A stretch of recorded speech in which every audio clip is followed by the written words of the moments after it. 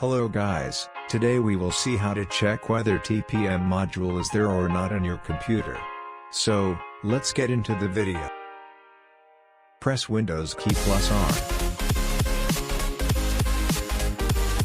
And then type tpm.msc.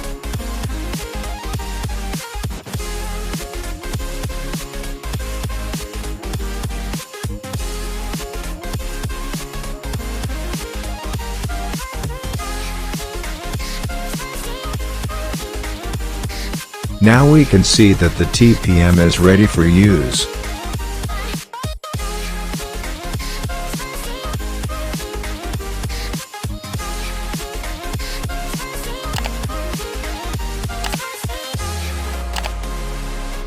If TPM module is not in your computer, it will show like this.